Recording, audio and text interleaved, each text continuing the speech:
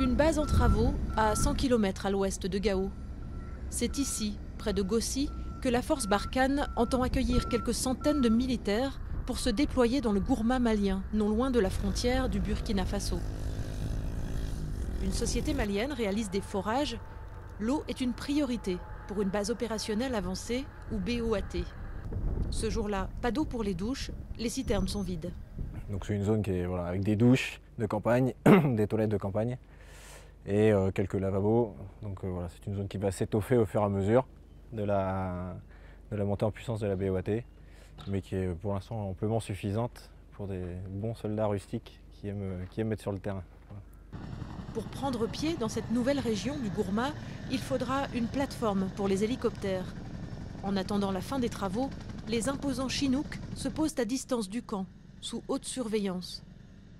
Depuis 18 mois, la force Barkhane combat surtout dans le Liptako, à la limite entre le Mali et le Niger, notamment contre le groupe EIGS, l'État islamique au Grand Sahara. Le Gourma, où l'armée française compte étendre ses efforts, constitue un sanctuaire pour plusieurs groupes armés, selon le commandant de la force Barkhane.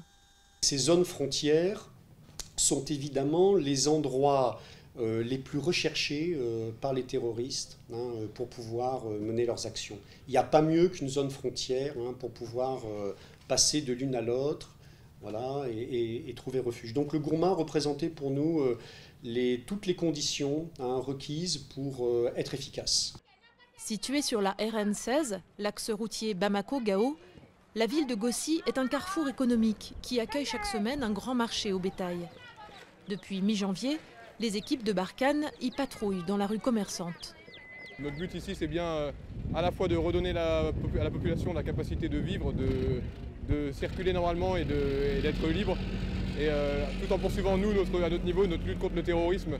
Gossi étant le poumon économique de la région, les groupes armés terroristes, comme tout le monde, ont besoin de se ravitailler, et donc ils essayent de profiter de tout ce qu'offre Gossi pour se ravitailler.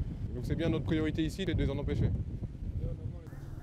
La présence de Barkhane se traduit déjà par ce puits, rénové dans le cadre des opérations civilo-militaires.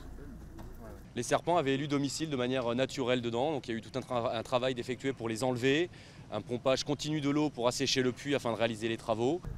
Une façon pour les militaires français de gagner la confiance de la population, une mission qui prendra du temps, tant les rapports de force dans cette zone du Mali restent complexes.